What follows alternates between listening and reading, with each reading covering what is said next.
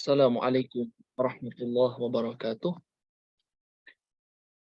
Innal hamdalillah nahmaduhu wa nasta'inuhu wa nastaghfiruh wa na'udzu billahi min syururi anfusina wa sayyiati a'malina. Man yahdihillahu fala mudhillalah wa man yudlil fala hadiyalah. Asyhadu an la ilaha illallah wahdahu la syarikalah wa asyhadu anna Muhammadan abduhu wa rasuluh la nabiyya wa la rasula ba'dah. يا أيها الذين آمنوا اتقوا الله حق تقاته ولا تموتن إلا وأنتم مسلمون. أما بعد فإن أصدق الحديث كتاب الله وخير الهدي هدي محمد صلى الله عليه وسلم وشر الأمور محدثاتها فإن كل محدثة بدعة وكل بدعة ضلالة وكل ضلالة في النار. أعاذنا الله وإياكم من عذاب النار. Ikhwani wa akhwati fillah, Bapak Ibu, saudara-saudariku, kaum muslimin, kaum muslimat, rahimani wa rahimakumullah wa ra'akum. Kita awali perjumpaan di pagi hari ini dengan memuji Allah Subhanahu wa taala atas segala karunia Allah berikan, nikmat yang begitu banyak yang tidak bisa kita sebutkan satu persatu. Bahkan untuk mengingatnya pun kita tidak akan mampu. Kalau kita renungkan nikmat yang Allah berikan, betapa sangat banyak. Dan kadangkala kita baru sadar nikmat tersebut kalau nikmat itu hilang. Misalnya nikmat suhu yang hangat misalnya. Kita menyadari nikmat suhu hangat itu ketika kita kedinginan. Ya seperti hari ini misalnya, di sini dingin. Maka kita sadar nikmat Allah Subhanahu wa taala yang besar ketika Allah Subhanahu wa taala berikan kita kehangatan. Nikmat verwarming misalnya ya. Mungkin kita ya tidak sering merenungkan nikmat tersebut. Tapi kalau verwarming itu mati, kita baru sadar, ya Allah, ternyata ini nikmat yang besar sekali, verwarming yang normal, yang hidup. Kalau pas mati baru kerasa, waduh, ternyata dingin sekali ya. Meskipun di rumah, kalau verwarmingnya mati, dingin. Nikmat Allah berikan baju yang hangat. Nikmat Allah berikan air yang hangat yang kita bisa berwudu dengannya. Ya, yang kita bisa mandi dengan air hangat itu. Nikmat yang banyak sekali. Padahal itu mungkin baru berkaitan dengan suhu yang kita rasakan hari ini yang memang agak dingin. Maka dengan adanya hawa dingin tersebut mengingatkan kita akan nikmat Allah yang begitu banyak. Nikmat rumah untuk berteduh. Nikmat baju, jaket yang hangat, kaos tangan. Kalau kaos tangan hilang, coba kita mau berangkat ke masjid saja, meskipun mungkin rumah kita dekat, kita juga kesusahan karena dingin. Nggak tahu kalau yang saya rasakan ya, dingin itu bisa jadi panas, yaitu kalau kita keluar nggak pakai kaos tangan padahal dingin sekali, itu tangannya malah panas. Wallahu alam, kalau saya rasakan seperti itu, sampai merah, panas tangannya malah, saking dinginnya. Maka nikmat Allah, ketika Allah kasih kita nikmat kaos tangan, sarung tangan. Nikmat Allah berikan kepada kita jaket. Nikmat Allah berikan kepada kita kendaraan. Nikmat Allah berikan kepada kita air hangat tadi untuk berwudu. Ya, kalau coba air hangat itu lagi bermasalah, gitu. Setiap kita mau wudu kita harus merebus dulu, karena kalau dingin sekali kan juga kurang enak. Nah, ini juga mengingatkan kepada kita semua tentang hukum fikih masalah. Karena sebagian ada yang bertanya, boleh enggak saya tayamum kalau lagi dingin sekali? Maka kita bisa sampaikan, kan bisa dihangatkan. Dan alhamdulillah air di sini otomatis. Hampir semua rumah saya rasa otomatis ada pilihan hangat atau dingin. Tinggal kita pakai air hangat dan selesai. Jadi tidak langsung serta-merta kita diberikan rukhsah untuk bisa tayamum ya. Wallahu a'lam. Nikmat Allah yang begitu banyak, masyarul muslimin, yang patut untuk kita renungkan. Selebihnya adalah kita untuk mensyukuri, menggunakan nikmat tersebut dalam rangka mendekatkan diri kepada Allah Subhanahu wa taala, karena kita akan ditanya. Kita akan dimintai pertanggungjawaban dari nikmat-nikmat itu. Ya. Tsumma latus'alunna yauma idzin 'anil na'im. kemudian kamu pasti akan ditanya ya pada hari kiamat nanti, pada hari tersebut ya, anin naim, tentang kenikmatan yang Allah anugerahkan. Maka apa jawaban kita kalau kita tidak memanfaatkan nikmat itu untuk merealisasikan tujuan Allah menciptakan kita, yaitu untuk beribadah. Nah, semoga di kesempatan ini, beberapa menit ke depan ini, termasuk daripada salah satu bentuk kita merealisasikan perintah Allah. Ya, merealisasikan tujuan kita hidup, yaitu beribadah kepada Allah, yaitu menuntut ilmu. Semoga beberapa menit ke depan ini Allah menerima amal kita sebagai wujud pertanggungjawaban kita kepada Allah atas nikmat yang Allah berikan. Ya, jadi menuntut ilmu termasuk ibadah. Bahkan ya, afdolul jihad, kata para ulama, di antara afdolul jihad, di antara jihad yang paling afdol, yang paling utama, yaitu menuntut ilmu. Semoga Allah berikan kepada kita keikhlasan ya, dan Allah terima amal ibadah kita. Kemudian tak lupa kita sampaikan salawat beriring salam kepada Nabi kita, Nabi Agung Muhammad sallallahu alaihi wa alihi wasallam. Kita bersolawat kepada beliau ya, bukan karena beliau butuh kepada kita, tapi justru kita yang butuh akan pahala daripada solawat tersebut. Memang solawat itu adalah doa ya. Semoga Allah Subhanahu wa taala ya, kita minta kepada Allah Subhanahu wa taala agar ya menyampaikan solawat dan salam kepada Nabi ya, sallallahu alaihi wasallam, kan lafadznya gitu, sallallahu alaihi wasallam. Semoga Allah limpahkan salawat dan salam kepada beliau. Namun sebenarnya kita yang butuh kepada, yang lebih butuh kepada pahala dari solawat tersebut ya. Yang mana Nabi SAW berjanji, siapa yang bersolawat kepadaku, man shalla alaihi wahidan sallallahu alaihi asyra. Siapa yang bersolawat kepadaku satu kali, Allah bersolawat atasnya 10 kali. Kita yang butuh dan kita yang diuntungkan. Belum lagi keutamaan yang lain, bahwa orang yang banyak bersolawat kepada Nabi Shallallahu Alaihi Wasallam, maka dia berhak untuk mendapatkan syafaat Rasul Shallallahu Alaihi Wasallam. Baik, maka mari saya mengajak diri saya pribadi dan hadirin sekalian, Bapak Ibu yang dirahmati Allah Subhanahu Wa Taala, untuk kita banyak bersolawat kepada Rasulullah Shallallahu Alaihi Wasallam di hari-hari kita. Dan mungkin sudah sering disampaikan bahwa solawat ini adalah ibadah yang mudah, ibadah lisan. Yang mana lisan ini lebih mudah digerakkan daripada anggota badan yang lain. Secara umum kan begitu. Ya. Dan 1 kali dibalas 10 kali. Maka jangan kita lewatkan. Dan kita mohon taufik dari Allah Subhanahu wa ta'ala. La haula wa la quwata illa billah.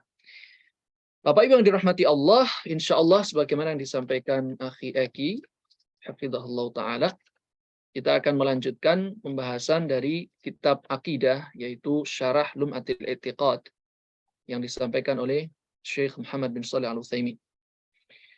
Kita akan memasuki pasal atau bab tentang ucapan para imam, yang berkaitan dengan iman kepada sifat Allah, iman kepada nama ataupun sifat Allah Subhanahu wa ta'ala, atau khususnya sifat Allah. Nanti insya Allah akan disampaikan ucapan Al-Imam Ahmad rahimahullah ta'ala. Kemudian juga ada ucapan Al-Imam Asy-Syafi'i rahimahullahu ta'ala, yang disampaikan oleh penulis kitab Lumatul I'tiqad, yaitu Al-Imam Ibnu Qudamah Al-Maqdisi. Namun sebelum itu kita ingin menyelesaikan sedikit yang tertinggal dari penjelasan Syekh Muhammad bin Shalih Al-Utsaimin dari bab sebelumnya. Ya, dari bab sebelumnya, yaitu pasal tentang tauhid asma dan sifat, bab tentang tauhid asma dan sifat ya, dari syarah. Jadi kita di sini ada 2 yang kita fokuskan. Yang pertama ucapan Ibnu Qudamah, kemudian yang kedua syarah atau penjelasan dari Syekh Muhammad bin Shalih Al-Utsaimin rahimahullah. Nah, dari ucapan ataupun penjelasan Syekh Muhammad bin Shalih Al-Utsaimin dari bab sebelumnya ada yang belum kita sampaikan, dan itu termasuk pembahasan penting, pembahasan yang bagus, ilmu yang memiliki faedah bagi kita. Yaitu yang pertama adalah tentang makna ar-rad wa ta'wil wa tashbih wa tamtsil wa hukmu kullin minha. Yaitu tentang makna rad, ya, penolakan, pengingkaran, takwil, kemudian tasbih dan tamtsil. Saya sampaikan secara ringkas insyaallah. Yang pertama ar-rad adalah at-takdzib wal inkar. Ar-raddu maknanya adalah at-takdzib wal inkar, yaitu pendustaan atau pengingkaran. Ya. Yang sering kita dengar dalam pembahasan tauhid asma dan sifat kan, ya ar-rad, yaitu enggak boleh ar-rad, haram hukumnya ar-rad. Apa itu? Yaitu at-takdzib wal inkar, mendustakan atau mengingkari. Ini hukumnya apa? Haram, enggak boleh. Dan ini adalah bisa kufur. Karena maknanya adalah orang mengatakan seperti orang mengatakan laisa lillahi yadun la haqiqah wala majaz. Di antara bentuk rad adalah orang mengatakan Allah itu tidak punya tangan baik secara majaz maupun secara hakiki. Ya. Jadi Allah tidak punya tangan baik itu dalam arti kiasan maupun secara hakikat Allah tidak punya tangan. Maka ini kufur hukumnya. Kenapa? Karena berarti dia telah mendustakan Allah dan Rasul-Nya. Kenapa? Karena di dalam Al-Quran Allah menyebutkan misalnya bal yadahu mabsutatan yunfiku kaifa yasha. Ya. Bahkan kedua tangan Allah terbentang. Allah memberikan karunia ya, sebagaimana yang Allah kehendaki. Jadi dalam Al-Quran Allah tetapkan Allah memiliki tangan. Kalau orang malah mengatakan Allah tidak punya tangan, tidak secara hakiki maupun majazi, kan berarti dia menolak firman Allah. Maka bisa kufur. Yang mengingkari seperti ini, hukumnya bisa kufur dia. Meskipun vonis person, sudah sering kita ingatkan, kita ini bukan menghukumi person. Pembahasan ilmu seperti ini bukan menghukumi person-person. Tapi ini adalah pembahasan tentang apa hukum daripada ucapan tersebut. Ya, maka hukumnya kufur. Namun, apakah setiap orang yang jatuh dalam ar-rad atau pengingkaran itu kemudian kufur? Nah, itu pembahasan lain. Baik. Jadi itu makna ar-rad. Kemudian makna takwil. Takwil secara bahasa itu tafsir. Takwil secara bahasa adalah tafsir, yaitu apa? Penjelasan. Tafsir. Sebagaimana Nabi mengatakan Allahumma faqihu fiddin wa 'allimhu ta'wil. Sebagaimana Nabi pernah mendoakan Ibnu Abbas, ya Allah ajarkan kepada dia at-ta'wil, yakni tafsir. Ya. Jadi Allah atau Rasulullah SAW memohon kepada Allah agar diajarkan kepada Ibnu Abbas tafsirul Quran. Dan kita tahu beliau adalah ahli tafsirnya Al-Quran. Namun yang dimaksud takwil di sini adalah yang maknanya negatif. Yaitu apa? Menafsirkan bukan sebagaimana mestinya.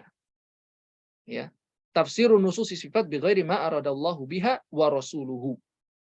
Yaitu menafsirkan nas, baik itu Al-Quran maupun nas hadis yang berkaitan dengan sifat Allah, dengan penafsiran yang tidak sesuai dengan apa yang Allah inginkan. Jadi takwil bisa diartikan dari sisi ini, yaitu apa? Menyelewengkan makna atau sinonimnya tahrif.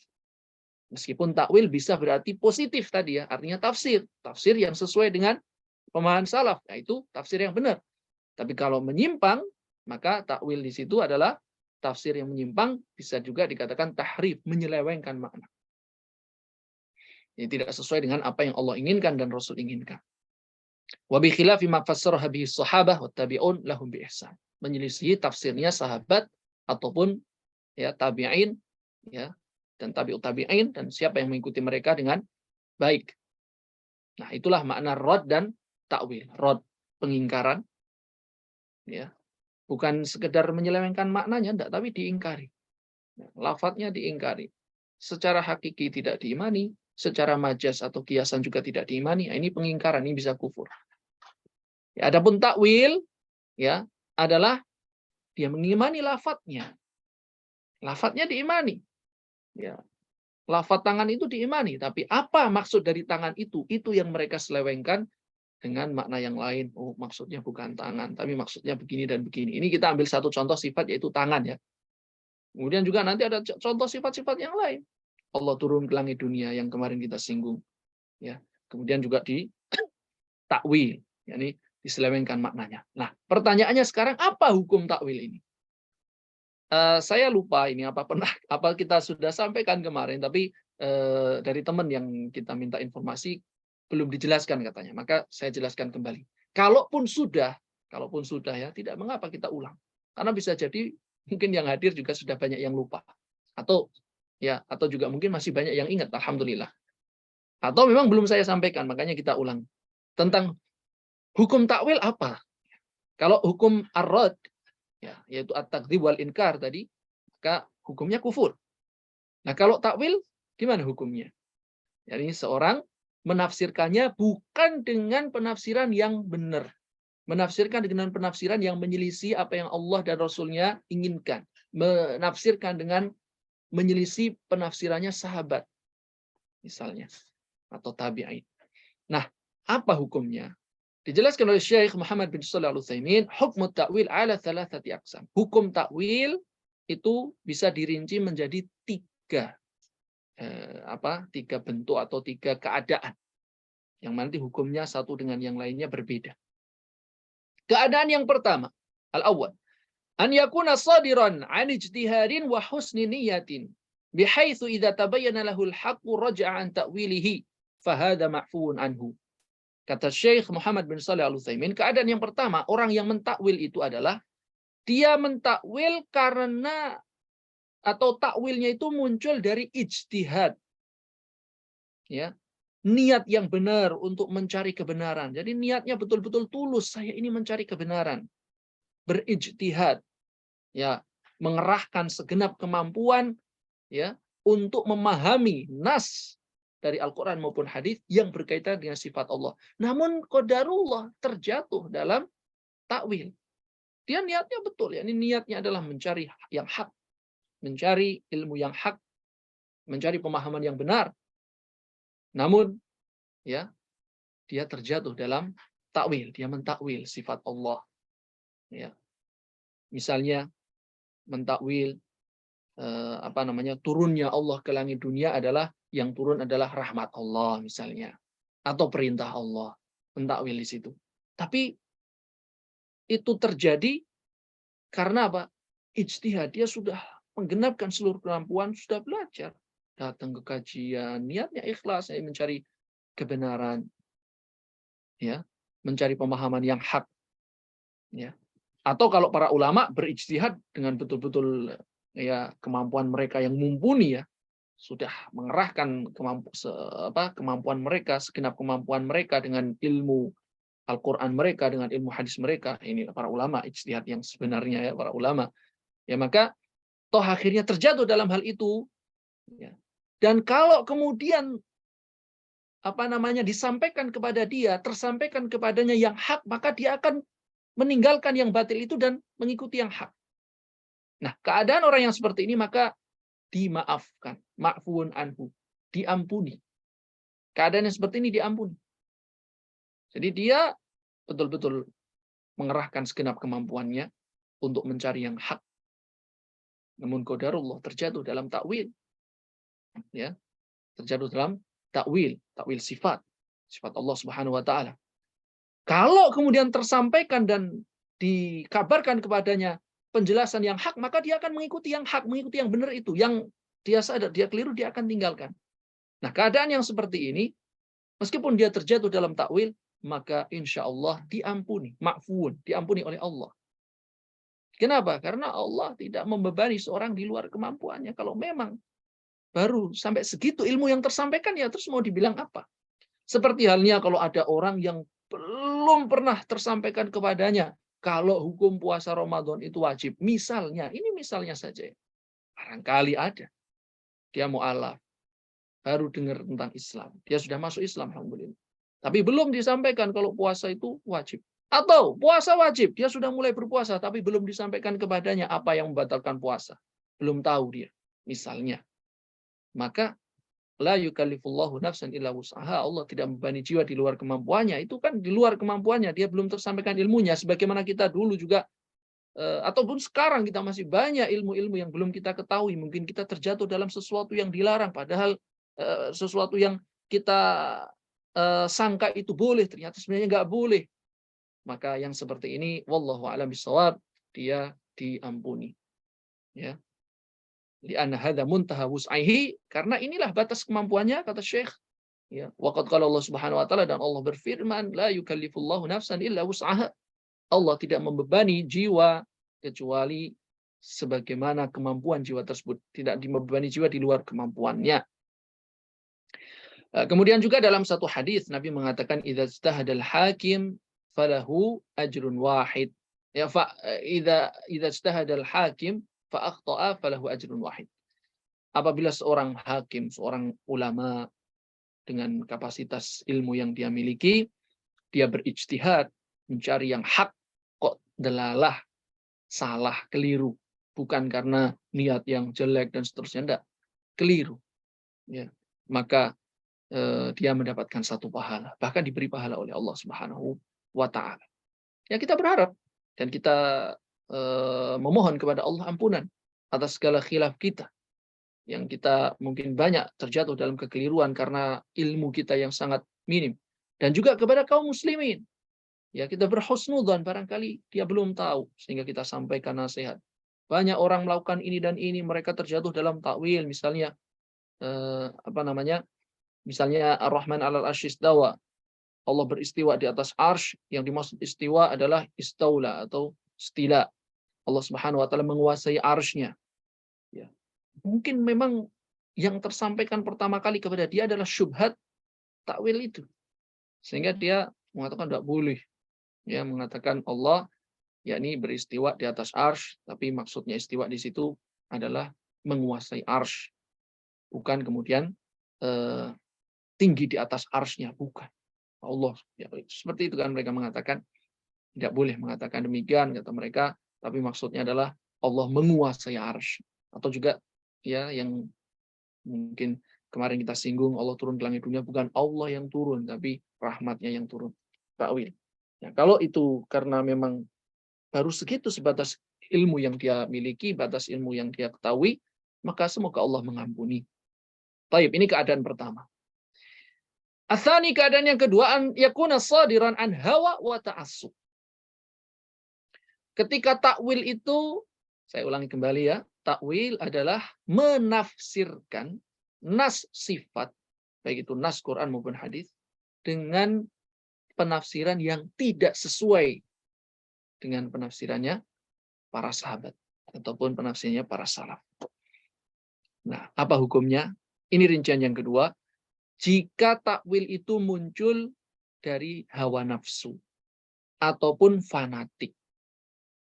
Jadi dia ini pokoknya fanatik, misalnya kepada Ustadz Fulan, atau fanatik kepada akidah kelompok ini dan itu. Atau karena hawa nafsu. Sudah terlanjur, saya ini dari dulu berkeyakinan ini. Ya. Dan saya sungkan, dan saya malu kalau saya kemudian rujuk. Kemudian saya mengatakan ini pemahaman yang salah, padahal sudah selama ini saya menyampaikan itu. Ya. Misalnya tidak boleh mengatakan Allah di atas. Sudah bertahun-tahun dia mengatakan itu. Padahal kalau nggak sadar ya dia ngomong, kita serahkan urusan ini kepada yang di atas. Tapi mereka mengatakan tidak boleh mengatakan Allah di atas. Ya. Di atas langit, di atas arsy, tidak boleh, kata mereka. Maka kalau karena hawa nafsu, takut kehilangan pengikut, misalnya, takut kehilangan kedudukan, walahu wajhun fil lughatil arabiyyah. Namun takwilnya itu, ya, tahrifnya itu masih ada sisi kebenarannya dari sisi bahasa. Jadi takwil atau penafsiran yang dia gunakan, ya, itu dari sisi bahasa masih ada benernya. Ini bagian yang kedua. Jadi dia mentakwil, ya, bukan karena ijtihadnya memang baru sampai di situ, bukan. Bukan karena ilmu yang dia miliki baru sampai di situ, bukan. Tapi karena hawa nafsu atau ta'assub, fanatik tadi. Namun dari sisi bahasa itu masih ada kebenarannya. Dari sisi bahasa ya. Kalau dari sisi penafsiran jelas keliru, karena ini menafsirkan tidak sesuai dengan tafsirnya salaf, tidak sesuai dengan tafsir Ahlus Sunnah wal Jamaah. Cuman dari sisi bahasa itu masih ada benernya gitu loh. Maka apa hukumnya di sini? Fahuwa fiskun. Maka ini adalah kefasikan. Walaysa bikufrin, tidak sampai taraf kekufuran. Namun syaratnya tadi ya, dari sisi bahasa ini masih bisa dibenarkan.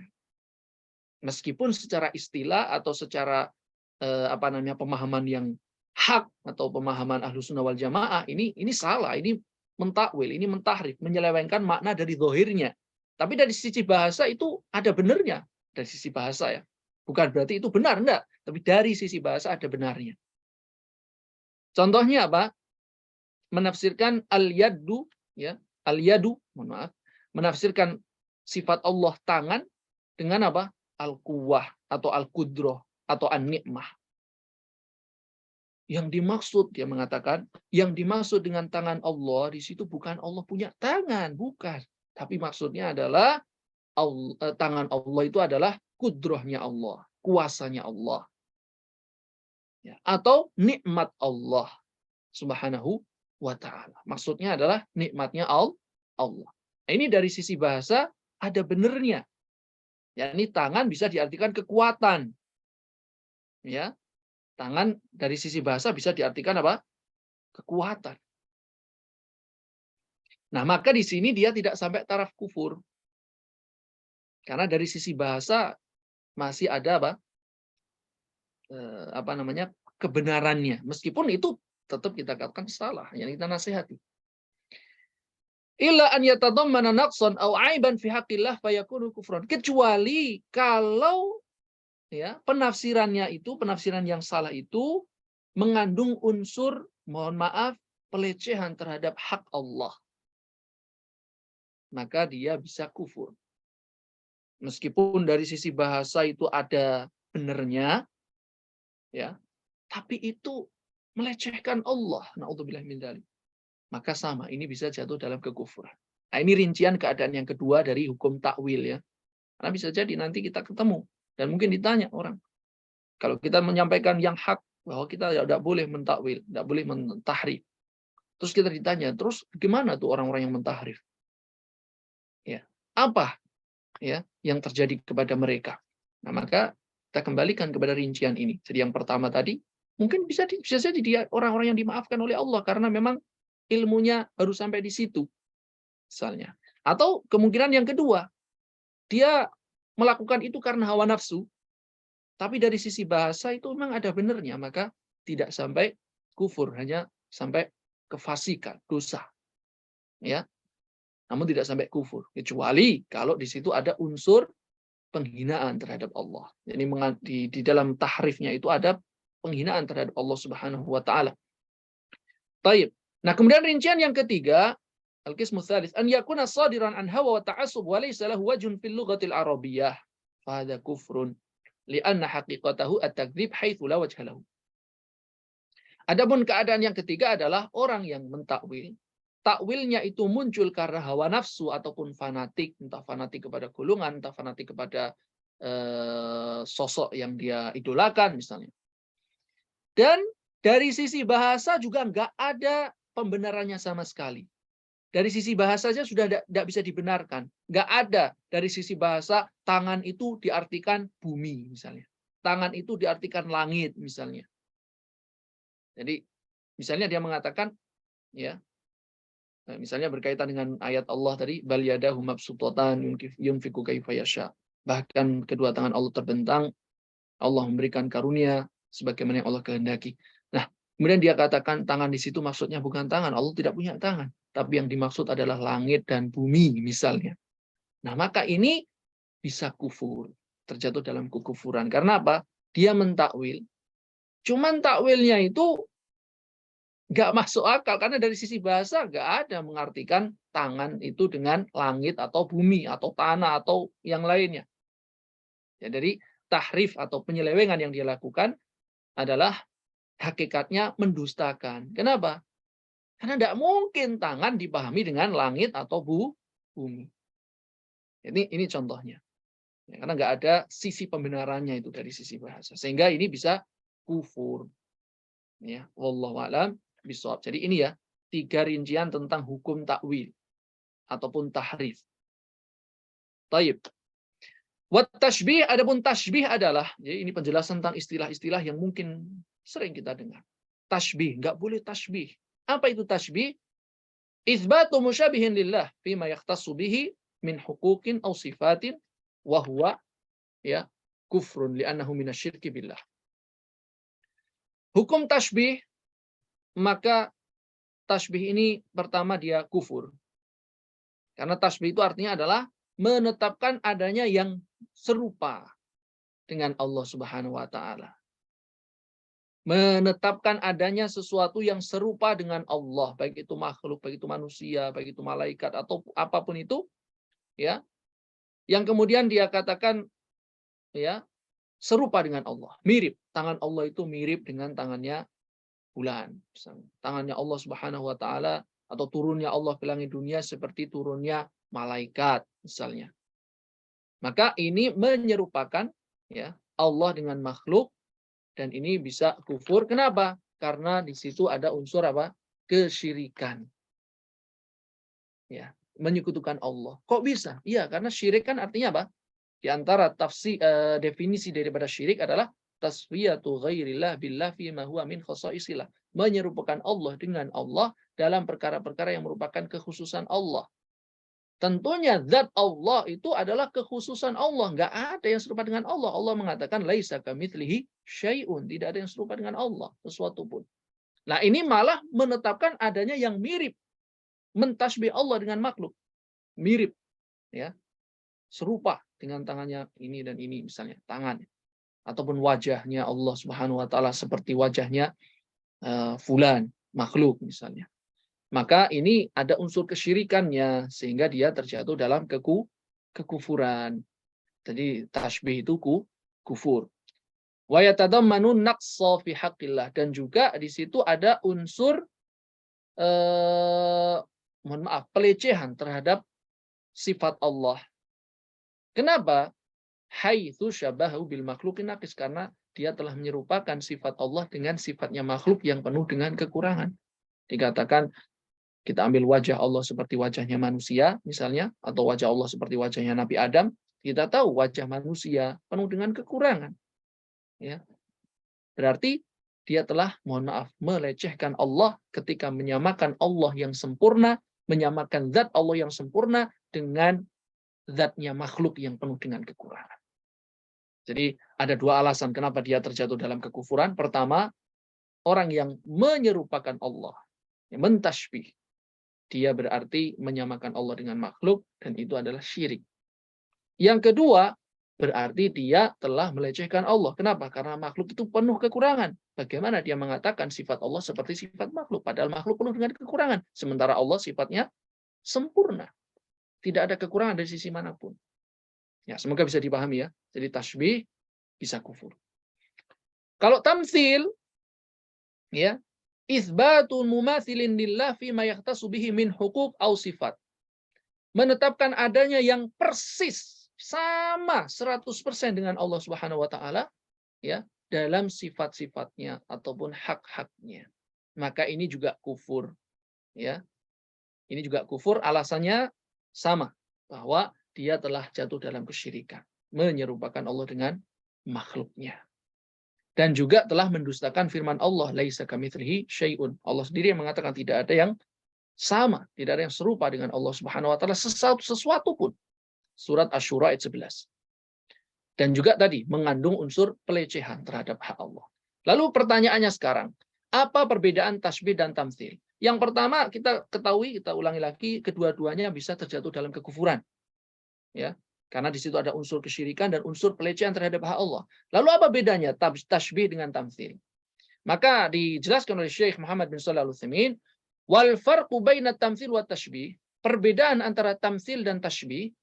Tamtsil yaqtadil musawah min kulli wajhin. Kalau tamtsil itu konsekuensinya adalah menyamakan Allah Subhanahu wa taala dengan sesuatu yang lain 100%. Dari segala sisi sama persis, itu tamtsil namanya. Jadi ketika orang mentamtsil Allah, naudzubillah, ya, yadullah, ya, yumathilu atau tumathilu yadal makhluk misalnya. tangan Allah itu seperti 100% tangannya makhluk. Nggak ada bedanya sama sekali. Inilah tamtsil. Ini kufur juga. Kalau tasbih adalah menyamakan tapi tidak 100%. Nggak podoplek. Itulah. Kalau bahasa Jawanya nggak sama persis 100%. Enggak.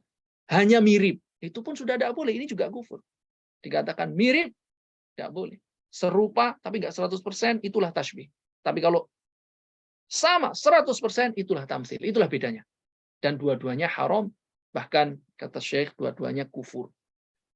Ya, cuman tadi ya, pembahasan ini adalah pembahasan tentang hukumnya, bukan menghukumi person.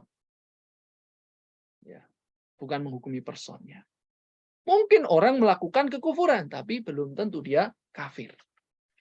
Karena ada syarat dan ada pencegah yang mungkin sudah pernah kita sampaikan di kajian-kajian kita dan mungkin sering kita ulang-ulang. Semoga kita masih ingat, ya, bahwa membahas hukum tentang suatu perbuatan, hukum tentang suatu perkataan itu bukan kita memvonis pelakunya, bukan. Ini kita baru mempelajari atau untuk mengetahui ini hukumnya apa sih, untuk mengingatkan diri kita sendiri, keluarga kita dan yang lain agar tidak terjatuh padanya. Ini kekufuran loh, ini kesyirikan loh, ini kefasikan. Tidak boleh, ini haram. Ya, tapi bukan kemudian itu artinya kita memvonis orang yang terjatuh padanya pasti kafir dan sebagainya, belum tentu. Seperti hukum riba. Hukum riba jelas itu haram. Tapi apa setiap orang yang terjatuh dalam riba kemudian dia pasti berdosa? Belum tentu. Lihat keadaannya. Ya, mungkin dia belum tahu, mungkin dia terpaksa, ya kan? Nah, maka demikian pula dalam masalah kekufuran. Kalau boleh kita ulang bahwa ada syarat-syarat orang itu bisa divonis kafir. Dan yang memvonis pun bukan sembarangan orang, adalah orang yang punya ilmu, ya, orang yang berilmu, tidak serampangan. Ya, dan syaratnya dia punya ilmu. Orang tersebut sudah ditegakkan hujah padanya. Yakni pelakunya, pelaku kekufuran itu, dia bisa kafir kalau pertama sudah ditegakkan hujah dulu kepadanya. Jadi jangan-jangan dia memang belum tahu. Nah, ini kan tidak bisa. Ya, mungkin dia belum ditegakkan hujah. Kemudian yang kedua, dia melakukannya dengan kemauannya sendiri, bukan terpaksa. Kalau ada orang terpaksa, maka dia tidak bisa dihukumi ya dengan kekufuran itu. Kemudian yang ketiga, ya, dia sengaja melakukannya, bukan karena apa? Tidak sengaja. Jadi lain. Orang yang sengaja itu yang kena hukum. Adapun yang tidak sengaja, maka itu di luar kemampuan dia, enggak sengaja. Seperti pembahasan yang mungkin sekarang lagi hangat-hangatnya karena mau menjelang bulan Ramadan, makan dan minum. Siapa yang batal puasanya? Ya, yang makan dan minum dengan sengaja. Kalau tidak sengaja, ya berarti puasanya tidak batal. Namanya enggak sengaja. Bukan atas kesengajaan. Dia enggak niat melakukan itu untuk membatalkan puasanya. Lupa. Kalau lagi puasa, minum air 1 gelas. Lupa kalau lagi puasa, beli patat. Ya, pulang kerja karena kelaparan. Wih, lapar sekali ya. Lupa kalau sebenarnya hari ini dia puasa. Mungkin tadi malam lupa bangunnya telat sehingga nggak sahur. Sehingga kelaparan siang, nggak nyadar karena masih hari pertama atau hari kedua. Dikiranya ya masih hari-hari yang lain. Lupa kalau itu bulan Ramadan. Terutama ya kita yang tinggal di sini, yang mana syiar-syiar Islam kita lihat memang sangat minim ya. Berbeda dengan di Indonesia, mungkin kita pulang kerja lihat iklan sarung ini, iklan itu kan, wah ini Ramadan ini. Memang suasananya itu Ramadan sekali mendukung. Mungkin toko-toko juga tutup dan seterusnya. Ya, tapi kalau di sini, ya syiarnya sangat-sangat kecil ya, sangat-sangat minim. Toko ya buka seperti hari biasa, ya sehingga mungkin dia lupa mampir ngopi atau dan seterusnya. Barangkali juga ada teman yang memang orang kafir atau memang juga orang Islam tapi mungkin nggak puasa, naudzubillah min dzalik, ya, maka dia nggak sengaja, maka nggak dihukumi. Demikian pula dalam masalah ini. Mungkin ini kekufuran, itu kesyirikan, tapi dia nggak sengaja. Seperti halnya kisah orang yang saking senangnya dia dapat ontanya kembali, dapat bekalnya kembali di perjalanan, padahal tadinya sudah hilang di padang pasir gitu. Lalu saking gembiranya dia mengatakan, Allahumma anta abdi wa ana rabbuk. Ya Allah, engkau hambaku dan aku Rabbmu. Kesleo lisannya, terpeleset, tidak sengaja, saking bahagianya. Nah, wallahu a'lam tidak bisa dihukumi kafir. Tapi kalau yang sudah ditegakkan hujjah, kemudian ini sudah tahu. Kemudian yang kedua, dia nggak terpaksa. Nggak ada yang maksa dia atas kemauannya sendiri, tidak terpaksa, bukan darurat yang kalau nggak diambil saya mati misalnya. Atau yang ketiga, dia melakukan itu karena unsur kesengajaan, bukan karena tidak sengaja. Maka wallahu alam dia bisa kufur. Sebagian ulama yang lain menambahkan syubhat tadi. Makanya dibahas tadi tentang syubhat tadi, orang yang mungkin dia belum tahu apa-apa atau memang ilmunya baru sampai di situ, dia kira itu yang benar. Dia sudah mengerahkan segenap kemampuannya, baru sampai di situ ilmu yang dia dapatkan sehingga dia hukumi seperti itu, padahal ternyata itu adalah tahrif. Nah, wallahu a'lam bishawab, maka dia tidak bisa divonis kafir. Wallahu a'lam. Sebagian ulama ada yang menambahkan ya, hilangnya syubhat itu sebagai syarat takfir. Ya. Berarti kalau masih ada syubhat itu termasuk mawani'ut takfir, sesuatu yang mencegah seorang bisa tidak boleh dihukumi kafir. Makanya tidak mudah ya vonis person itu perkara yang berat. Wallahu a'lam bishawab. Kita telah selesai dari bab yang sebelumnya. Sekarang kita akan memasuki bab yang hari ini menjadi inti kajian kita, yaitu bab berikutnya, yaitu tentang ucapan para ulama. Dan ini nanti akan diambil dari ulama besar, ulama ternama yang menjadi pelopor dari dua madhab terbesar di antaranya ya. Karena ada 4 madhab terbesar yang paling menyebar ya. Madhab Al-Imam Abu Hanifah, madhab Al-Imam Malik, madhab Al-Imam Asy-Syafi'i, madhab Al-Imam Ahmad. Nah, ini nanti akan dinukil ucapan Al-Imam Ahmad bin Hanbal rahimahullahu taala rahmatan wasi'ah. Kemudian yang kedua adalah ucapan Al-Imam Asy-Syafi'i, Muhammad bin Idris Asy-Syafi'i rahimahullahu taala berkaitan dengan sifat Allah. Bagaimana tuh akidah mereka? Ya, kita kan sering kita meyakini, wah saya ikut madhab Syafi'i atau saya banyak mengikuti ustadz-ustadz yang mengamalkan madhab Syafi'i ataupun mengamalkan madhab Hambali. Ya, dan ini madhab yang paling besar, paling menyebar misalnya. Meskipun madhab yang lain banyak, madhab Al-Imam Ats-Tsauri, madhab Al-Imam An-Nakhai, dan seterusnya. Lalu apa ucapan mereka yang berkaitan dengan keimanan terhadap sifat Allah? Sehingga kita nggak menyimpang. Jangan. Maka tidak benar itu kalau ada orang mengatakan madhab saya fikih Syafi'i, tapi akidah saya lain lagi. Lah, kan imam yang yang kita ambil ilmunya adalah seorang imam yang ya terpercaya keilmuannya, kekokohannya, sehingga harusnya kita meniru akidah beliau juga. Akidah Ahlussunnah wal Jamaah, akidah Al-Imam Asy-Syafi'i. Kenapa kita malah ikut akidah yang lain? Ya, yang justru ternyata banyak sekali menyelisih akidahnya Ahlussunnah wal Jamaah. Madhabnya Syafi'i kenapa harus mengikuti madhab yang lain atau imam pendapat yang lain begitu ya dalam masalah akidahnya. Taib. Kita langsung masuk pembahasan itu faslun fi kalami a'immatis salaf fis sifat. Pasal yang membahas tentang ucapan para imam-imam terdahulu, imam-imam salaf yang berkaitan dengan sifat.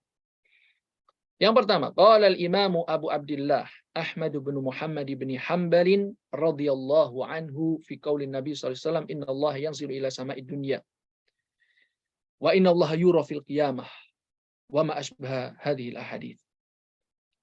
Al-Imam ya Abu Abdullah, kunyahnya Imam Ahmad. Ahmad bin Muhammad bin Hanbal.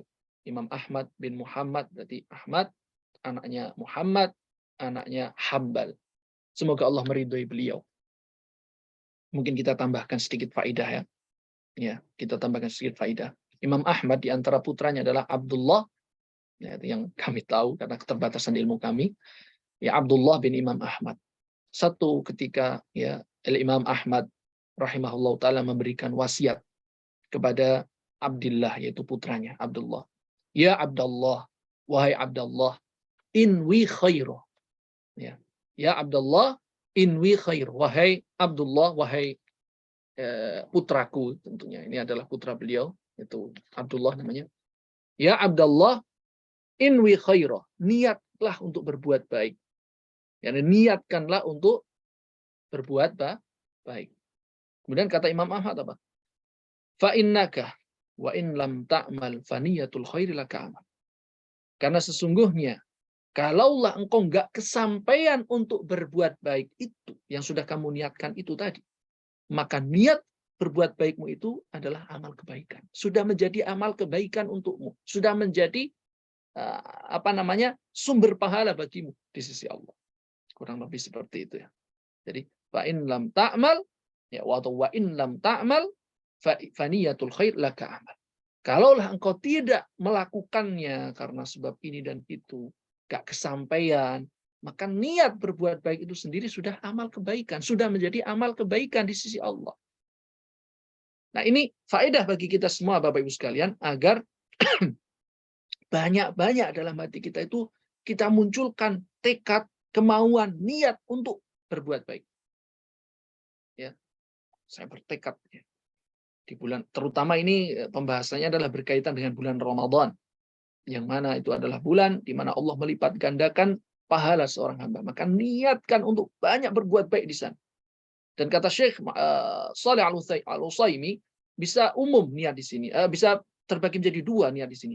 Niat secara umum maupun niat secara rinci. Niat secara umum yakni saya niat pokoknya di bulan Ramadan saya akan banyak beramal kebaikan. Kemudian yang kedua niat secara rinci. Saya ya berniat nanti di bulan Ramadan saya ingin khatam Al-Quran, target saya mungkin berapa kali? Ya, 3 kali atau 4 kali atau 5 kali. Sehingga dibagi setiap harinya sekian. Saya berniat nanti di bulan Ramadan, saya full sholat taraweh di masjid. Ya. Dan saya planning, meskipun itu jadwal kerja, saya sudah minta izin cuti sebelumnya. Jadi saya nggak mau kerja malam, saya mau kerjanya siang, Dok. Nggak mau kena shift malam, karena malam saya harus taraweh. Misalnya begitu ya. Atau niat yang lain juga, secara rinci ya. Niat untuk bersedekah. Ya, saya akan bersedekah di bulan Ramadan. Setiap harinya saya mau bawa misalnya beberapa bungkus nasi misalnya ya untuk dibagikan, untuk dijadikan iftar bagi orang-orang yang berpuasa. Dan itu pahala besar ya. Orang yang memberi makan untuk berbuka puasa, maka dia dapat pahalanya orang yang puasa itu. Bukan ngambil pahala dia, bukan. Maksudnya dia dapat bagian pahala puasanya dan tidak mengurangi pahala orang yang berpuasa itu. Dia dapat pahala. Berarti dia sendiri berpuasa, kalau dia memberikan iftar ataupun buka puasa untuk 10 orang, insya Allah dia akan mendapatkan pahala puasanya 10 orang. Nah, itu kan besar sekali. Dia niatkan. Nah, maka niat di sini terbagi menjadi dua. Niat secara umum, ingin banyak beramal soleh. Kemudian yang kedua, niat secara rinci. Ya, niatkan apa? Planning kita apa? Ini kan momen besar ini. Kalau bagi pembisnis ini kan kesempatan emas. Kalau ibaratnya orang lagi mau dagang baju koko ataupun sarung, biasanya ya Ramadan ini momennya untuk banyak orang pesen baju koko ataupun sarung. Maka sudah di planning, maka produksi saya tingkatkan, pemasaran saya gencarkan, bahkan sampai mungkin ya kalau orang nyewa artis ini dan itu ya, itu urusan dunia, Nah, ini urusan agama, kenapa kita harus berleha-leha? Ya, ini introspeksi untuk diri kami pribadi dan kita semuanya. Ya, maka di antaranya sambut Ramadan itu kata Syekh Shalih Al-Utsaimin adalah dengan niat itu. Salah satunya dengan niat. Niatkan. Karena niat itu sendiri sudah amal kebaikan. Sebagaimana ucapan Imam Ahmad. Nah, wasiatnya untuk putranya tadi, nasihat untuk putranya. Kalau Allah mungkin nggak kesampaian, targetnya saya pengen khatam 5 kali. Saya bagi setiap hari gini-gini, qadarullah, nggak kesampaian. Maka niat itu sendiri pun sudah menjadi amal kebaikan. Lalu apa ruginya? Niat loh, ini tinggal niat. Tapi niat dengan tekad, kemauan ya. Betul-betul berniat ya. Yang kemudian tercerminkan dalam usaha kita. Dan itu, kalaupun kita nggak kesampaian, niat itu sudah merupakan kebaikan. Itu sudah amal kebaikan di sisi Allah Subhanahu wa Ta'ala. Ya, ini kita tidak apa-apa ya singgung-singgung sedikit tentang masalah Ramadan karena itu tamu istimewa bagi kita semuanya. Ya, banyak berdoa. Ya, Allah mubalighna Ramadan. Semoga Allah sampaikan kita, pertemukan kita dengan bulan Ramadan. Ya, kita minta amal-amal yang mutaqabbalah di sisi Allah, yang diterima di sisi Allah Subhanahu wa Ta'ala. Baik, kita lanjutkan. Jadi Imam Ahmad Ibn Hanbal rahimahullah ta'ala, Abu Abdullah, ya, beliau ya mengatakan berkaitan dengan sabda Nabi SAW, innallaha yanzilu ila sama'i dunya, berkaitan dengan hadis-hadis Nabi yang berkaitan dengan sifat Allah. Misalnya Sabda Nabi SAW, sesungguhnya Allah turun ke langit dunia. Atau juga yang lain, hadis yang lain yang mengatakan innallaha yura fil qiyamah. Sesungguhnya Allah itu akan dilihat di hari kiamat nanti. Allah akan dilihat di hari kiamat nanti. Dan juga hadis-hadis yang serupa dengan itu yang membahas tentang zat ataupun sifat Allah. Maka apa kata beliau? Kata Imam Ahmad, nu'minu biha wa nusaddiqu biha la kaifa wala makna wala naruddu syai'an minha. Inilah ya manhajnya ya ataupun akidahnya Imam Ahmad berkaitan dengan hadis-hadis yang seperti itu ataupun juga ayat yang semacam dengan itu. Maka kata beliau, kita mengimaninya, kita membenarkannya, kita tidak membagaimanakannya, yakni mentakyif, wala makna, dan kita tidak mentakwil kepada makna lain. Jadi tidak ditakwil makna itu kepada makna yang menyelisihi daripada apa yang Allah dan Rasulnya inginkan. Wala narudu syai'an minha, dan kita tidak menolaknya, tidak mengingkarinya sesuatu pun. Hadis sahih, kenapa kok kita ingkari? Nggak boleh, harus kita imani. Kalau kita belum paham, kita katakan Allahu a'lam, tapi ini hadisnya sahih, saya imani. Ya, kembali ke pembahasan kemarin ya, ada yang muhkam, ada yang mutasyabih. Termasuk juga hadis. Ada yang hadis kita pahami yang jelas terang bagi kita maksudnya ini. Ada yang masih samar bagi kita, saya belum paham 100%. Tapi karena ini hadisnya benar dari Nabi, kita imani. 100% saya percaya. Cuman maknanya apa? Wallahu a'lam, saya belum tahu. Kita tanya dulu kepada ulama misalnya. Kita pelajari dulu.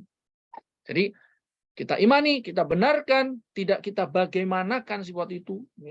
Kemudian juga tidak kita takwilkan. Dan kita tidak menolak. Wa na'lamu anna ma jaa'a bihi ar-rasulu haqqun sallallahu alaihi wasallam. Dan kami meyakini bahwasanya apa yang datang dari Rasulullah, yang dibawa Rasulullah itu pasti hakun, pasti benar, pasti hak. Wala narudu ala Rasulillah sallallahu alaihi wasallam, dan kami tidak menolak, tidak mengingkari ya atas Rasulullah, apa yang Rasul bawa sallallahu alaihi wasallam.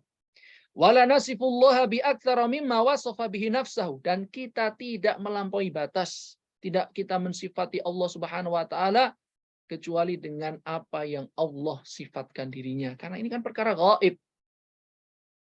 Gak boleh kita sifati Allah begini dan begini, kita gak punya dalil, ya gak bisa. Tidak boleh melampaui batas, kata beliau. Tidak boleh kita mensifati Allah lebih daripada apa yang telah Allah jelaskan. Ya, itu kan perkara gaib. Kita tidak ada dalil, ya kita berhenti. Bila haddin wala ghayah, ya. Tanpa ada batas, tanpa ada ujung. Laisa kamitslihi syai' wa huwas samiul basir. Ini tidak kita serupakan, tidak kita katakan sifatnya seperti ini. Ini kita membatasi sifat Allah seperti itu, seperti ini. Tidak kita batasi. Ya, karena itu adalah perkara gaib. Jadi kita pokoknya ikut apa yang disabdakan Nabi dan apa yang difirmankan oleh Allah Subhanahu wa taala dengan pemahaman ya para salaf. Ya, salaf kita siapa sih? Salaf itu pendahulu kita yang soleh, ya Rasulullah, ya sahabat, ya tabi'in, yang mengikuti mereka dengan benar, ya itu yang kita ikuti.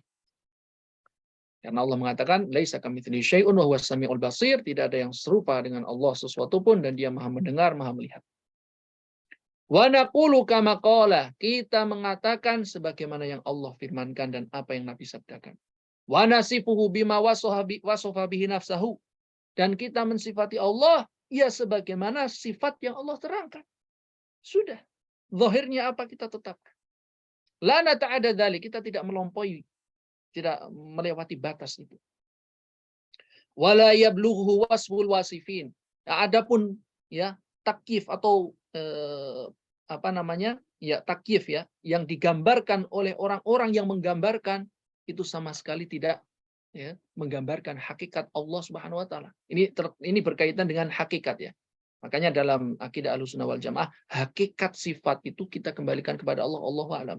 Adapun ya Allah menyebutkan sifat Allah begini, Allah punya ini kita imani. Tapi hakikatnya seperti apa itu yang kita serahkan kepada Allah. Ini maknanya. Jadi kita apa yang disifatkan oleh manusia dengan membagaimanakan sifat Allah itu, maka sesungguhnya tidaklah sebagaimana kesempurnaan Allah. Ya, turunnya Allah ke langit dunia itu seperti atau begini dan begini. Ya, istiwanya Allah itu begini dan begini. Ya, maka apa yang disifatkan orang-orang tersebut itu tidaklah menjelaskan tentang sifat Allah yang sempurna. Makanya kita katakan hakikat sifat Allah seperti apa, kita serahkan kepada Allah. Namun makna daripada ayat maupun hadis kita imani. Allah memiliki tangan. Ya. Tangan Allah seperti apa dan bagaimana? Kita katakan Allahu a'lam. Kita serahkan kepada Allah Subhanahu wa taala. Ya.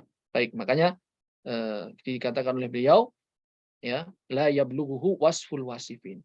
Orang-orang yang mensifati Allah Subhanahu wa taala, yang mentakdif ya sifat Allah Subhanahu wa taala itu tidaklah menjelaskan dengan ilmu yang sebenarnya tentang hakikat sifat Allah.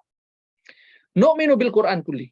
Kita mengimani Al-Qur'an semuanya, muhkamihi wa mutasyabihihi, kata Imam Ahmad. Baik yang muhkam, yang jelas, yang terang maknanya, maupun yang mutasyabih, yang masih samar-samar, kita imani. Ya, tentunya ini sudah kita bahas sebelumnya ya. Ayat-ayat Allah terbagi menjadi dua, ada yang muhkam, ada yang mutasyabih. Ya, kita tidak ulang sekarang karena tentunya panjang kemarin pembahasannya. Wala nuzilu anhu sifatan min sifatihi li syana'atin syanu'at. Dan kita tidak akan ya mengingkari satupun dari sifat-sifat Allah hanya gara-gara celaan orang yang mencela. Jadi kalau ada orang itu ya orang-orang mungkin sekarang dikatakan salafi atau ya orang-orang Wahabi itu ya mereka adalah mujassimah ya. Mereka adalah kelompok mujassimah yang mengatakan Allah Subhanahu wa taala itu punya jism, punya jasad. Ya, itu kan celaan orang yang mencela. Ya, maka kita tidak meninggalkan akidah yang benar gara-gara celaan orang yang mencela. Itu kan celaan kalian. Ya.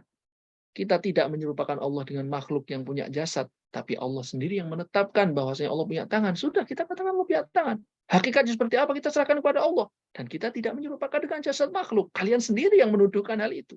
Jadi jangan kita kemudian meninggalkan akidah yang benar gara-gara apa? Dicela banyak orang. Ya, gara-gara kita diejek misalnya. Wala nata'addal Qur'an wal hadis. Kita tidak melampaui Al-Qur'an dan hadis. Ya, wala na'lamu kaifa kunhu dzalika illa bitasdiqir rasuli wa tatsbitil Qur'an. Dan kita tidak mengetahui bagaimananya sifat Allah kecuali sebatas apa yang diterangkan, ditetapkan dalam Al-Quran dan hadis. Sudah, sifat Allah begini dan begini, cukup kita ikuti apa yang ada dalilnya dari Quran dan hadis. Selebihnya seperti apa dan bagaimana kita serahkan kepada Allah, kita tidak melampaui Quran dan hadis. Taib. Nah, inilah ucapan Al-Imam Ahmad bin Hanbal rahimahullah ta'ala. Sepertinya kita tidak bisa mengambil dua-duanya. Itu ucapan Imam Syafi'i mungkin di pertemuan berikutnya. Kita baca dulu kesempatan hari ini penjelasan dari Syekh Muhammad bin Shalih Al-Utsaimin berkaitan dengan ucapan Imam Ahmad ini. Nah, insya Allah ucapan Imam Syafi'i kita bahas di pertemuan berikutnya dengan seizin Allah. Kata Syekh Muhammad bin Shalih Al-Utsaimin, "Ma tadammanahu kalamul Imam Ahmad fi ahaditsin nuzul." Ya, apa yang terkandung di dalam ucapan Imam Ahmad yang berkaitan dengan hadis-hadis, ya, misalnya hadis nuzul, ya turunnya Allah, dan juga hadis yang lain yang serupa dengan itu yang membahas tentang sifat Allah, ya, yang membahas tentang sifat Allah Subhanahu wa taala. Tadammana kalamul Imam Ahmad rahimahullah alladzi naqalahu anhu al-muallif ma ya'ti. Kata Syekh Muhammad bin Shalih Al-Utsaimin, kandungan yang bisa kita petik dari ucapan Imam Ahmad yang dinukil oleh pengarang kitab yaitu Al-Imam Ibnu Qudamah, ya, di antaranya adalah faedah-faedah berikut. Pertama, wujubul imani wa tasdiqi bima ja'a an Rasulillah sallallahu alaihi wasallam min ahaditsis sifat min ghairi ziyada wala naqsin wala had wala ghayah. Wajibnya kita untuk, ini pelajaran yang pertama ya dari ucapan Imam Ahmad, wajibnya kita untuk mengimani dan membenarkan setiap apa yang datang dari Rasulullah sallallahu alaihi wasallam, di antaranya yang berkaitan dengan sifat-sifat Allah. Dan kita tidak menambahkan, tidak mengurangi, ya, dan kita tidak membatasi dengan menyerupakannya atau dengan tasbih maupun dengan tamtsil. Dua hal yang sudah kita bahas barusan ya. Apa tasbih, apa tamtsil sudah kita jelaskan. Ya, jadi ini yang pertama dan ini sesuai dengan sabda Nabi Shallallahu alaihi wasallam.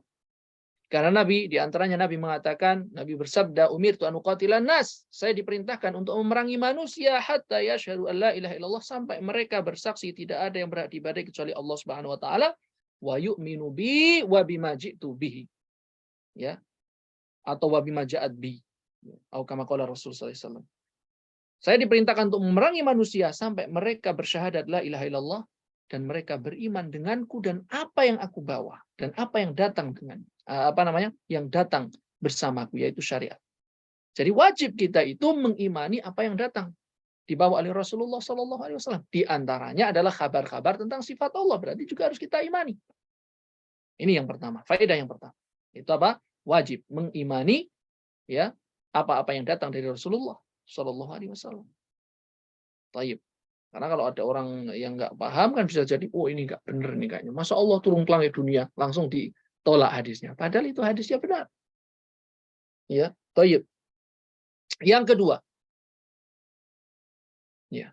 Dan ada ucapan Imam Ahmad yang lain ya, sebelum kita lanjutkan. Ada ucapan Imam Ahmad yang lainnya menunjukkan tentang bahayanya orang yang menolak sesuatu yang datang dari Rasulullah. Makanya menolak sesuatu yang datang dari Rasulullah SAW ini bukan permasalahan ringan.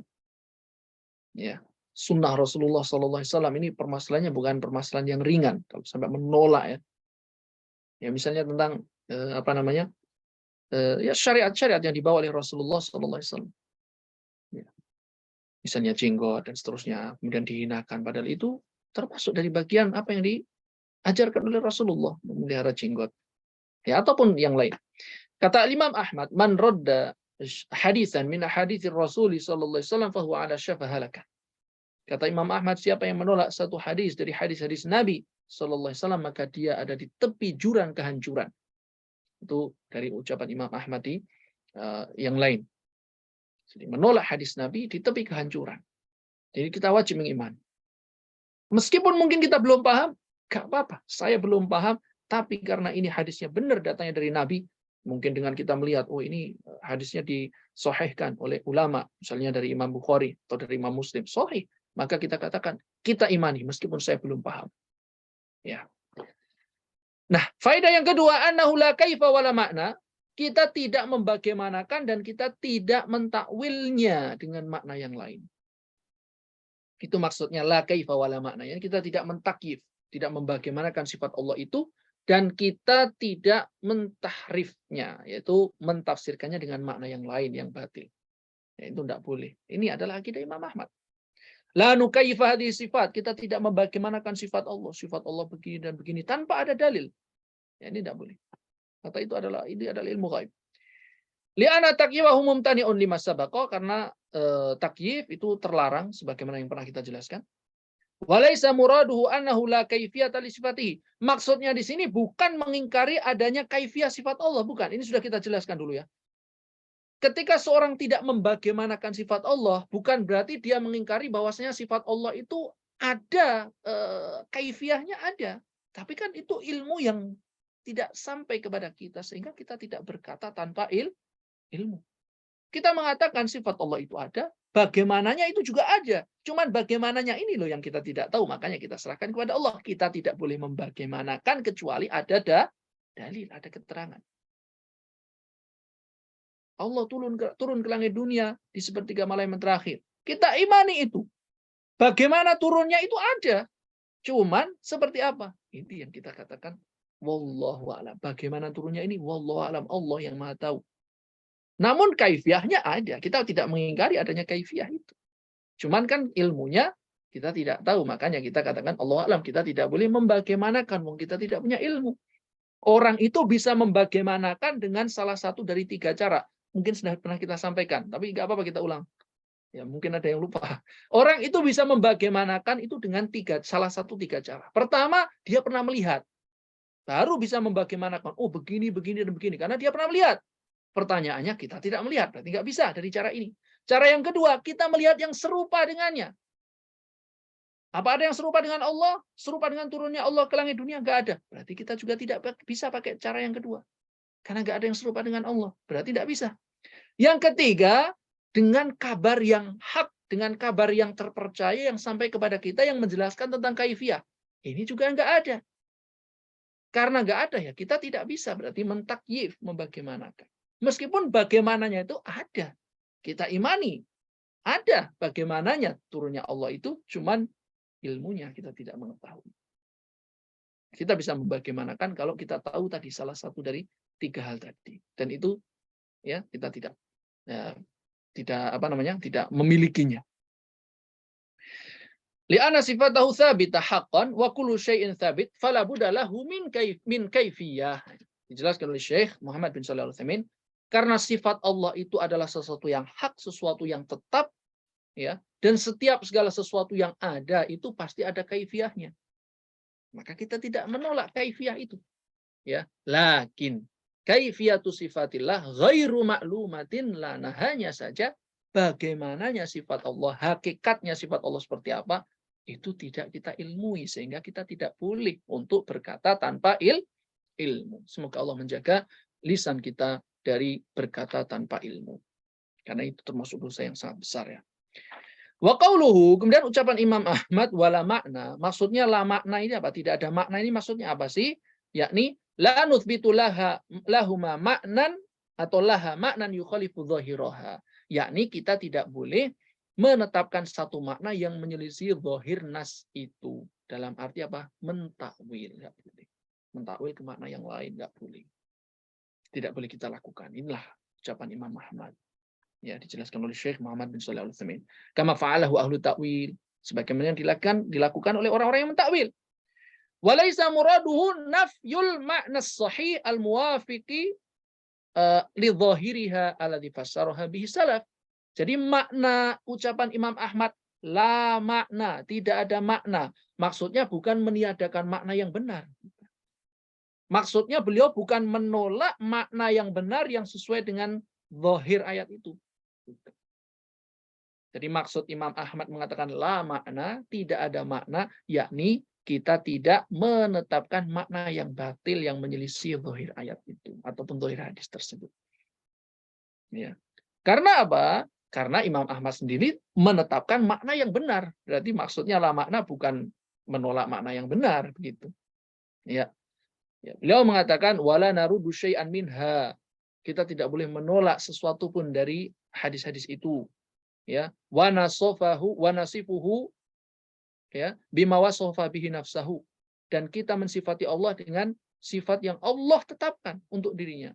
Wala nuzilu anhu sifatan min sifatihi li syana'atin syanu'at wala na'lamu atau syuni'at wala na'lamu kaifa kunhu dzalik, dan kita tidak menolak satu pun dari sifat-sifat Allah gara-gara adanya orang yang mencela tadi, karena celaan orang yang mencela, dan kita tidak mengetahui bagaimana sifat Allah. Ya, fa inna nafyahu ya li raddi syai'in minha wa nafyuhu li ilmi kaifiyatihi dalilun ala itsbatil ma'na al muradi biha. Ketika Imam Ahmad mengatakan kita tidak boleh menolak, kemudian beliau mengatakan kita tidak mengetahui kaifiyahnya, berarti artinya beliau menetapkan maknanya yang benar, cuman bagaimana dan seperti apanya itu yang beliau tidak perbolehkan. Ya, tidak boleh mentakyifnya, tapi maknanya diimani. Karena buktinya apa? Beliau mengatakan kami tidak mengetahui bagaimananya. Tapi maknanya ditetapkan. Karena beliau mengatakan tidak boleh menolak sesuatu pun dari hadis tersebut. Ya. Taib. Yang terakhir, pelajaran yang diambil dari ucapan Imam Ahmad adalah wujubul imani bil Quran kullihi, ya, muhkamihi wa mutasyabihihi. Wajib untuk mengimani Al-Quran yang muhkam maupun yang mutasyabih. Yang muhkam yakni yang jelas maknanya bagi kita, yang mutasyabih yaitu yang masih samar-samar maknanya bagi kita, semuanya harus diimani. Dan kita kembalikan yang masih samar-samar itu kepada yang jelas. Dan kita pelajari dan bertanya kepada ahli ilmu tentang apa, ya, maksud daripada ayat-ayat yang masih samar kepada kita. Apalagi kita ini bahasa Arab pas-pasan atau bahkan kita tidak tahu bahasa Arab, ya jelas berarti bakal banyak itu ayat-ayat Al-Quran yang mutasyabih. Jangankan yang berkaitan dengan sifat, ayat-ayat yang lain yang harusnya itu muhkam saja, mungkin kita juga banyak yang nggak paham. Kita baca Qul a'udzu birabbin nas, malikin nas, itu mungkin kita tidak paham artinya. apalagi dulu kita sebelum belajar ya, masih pas SD misalnya nggak tahu. Kita hafalan tapi kita nggak tahu artinya. Yaitu berarti ya sesuatu yang masih belum jelas bagi dia. Banyak sekali ayat-ayat yang masih belum jelas bagi kita. Kita harus banyak belajar ya, Bapak Ibu sekalian yang dirahmati Allah Subhanahu wa taala. Ya, baik, kita cukupkan sampai di sini. Masih ada sedikit waktu, mungkin ada pertanyaan, kami persilahkan.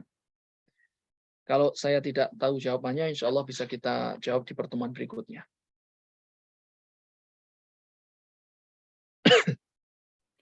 Kayaknya di chat juga tidak ada pertanyaan yang masuk.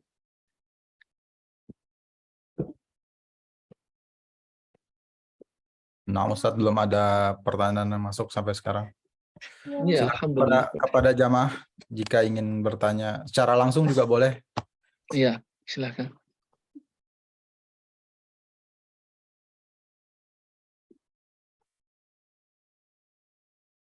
Berarti insya Allah jelas ya. Alhamdulillah. Insya Allah, Ustaz. Atau malah pusing, bingung mau nanya apa.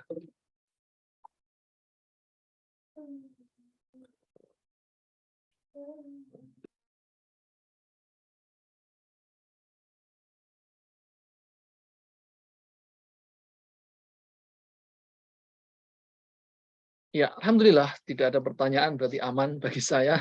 Kita cukupkan insya Allah, dan saya sampaikan terima kasih yang sebesar-besarnya kepada seluruh peserta yang hadir. Semoga Allah Subhanahu wa taala memberikan kita keikhlasan dan memberikan kita ilmu yang bermanfaat. Semoga duduk kita bersama di pagi hari ini termasuk dari tambahan timbangan amal kebaikan kita di sisi Allah Subhanahu wa taala. Allahumma 'allimna ma yanfa'una wanfa'na bima 'allamtana. Allahumma arinal haqqa haqqan warzuqna ittiba'ah wa arinal batila batilan warzuqna ijtinabah. Kurang lebihnya saya mohon maaf. Waktu dan kesempatan saya kembalikan kepada akhi Eki ra'ahullahu taala. Barakallahu fiik. Tafadhal akhi Eki. Fiik barakallahu Ustaz. Jazakallah khair atas pemaparan materinya Ustaz. Kalian mungkin bisa Anda tanyakan untuk kira-kira apa lanjutannya tadi apa Ustaz? Karena Bapak catat. Berarti insya Allah kita membahas ucapan ataupun akidah al-Imam Asy-Syafi'i yang berkaitan dengan nas sifat ya. Karena tadi kan ucapan Imam Ahmad ya yang baru kita bahas. Berarti insya Allah pertemuan berikutnya adalah ucapan al-Imam Asy-Syafi'i. Yang berkaitan dengan as-sifat ya Ustaz. Iya, berkaitan dengan sifat Allah Subhanahu wa taala ataupun yang berkaitan dengan nas-nas sifat Allah. Kurang lebih seperti itu. Baik. Sekalian Anda informasikan kepada para jamaah untuk kajian besok insya Allah diliburkan karena qadarullah Ustaz Ahmad Bazir berhalangan. Insya Allah kajian selanjutnya akan kami informasikan seperti biasa di grup WA dan media sosial Jerman Mengaji. Tapi Ustaz, jazakallah khair. Insya Allah kita bertemu pada pertemuan selanjutnya. Saya undur diri dengan menutup kajian ini dengan baca surat kafaratul majlis. Subhanakallahumma wa bihamdika asyhadu an la ilaha illa anta astaghfiruka wa atubu ilaik. Assalamualaikum warahmatullahi wabarakatuh. Ya, waalaikumsalam warahmatullahi wabarakatuh.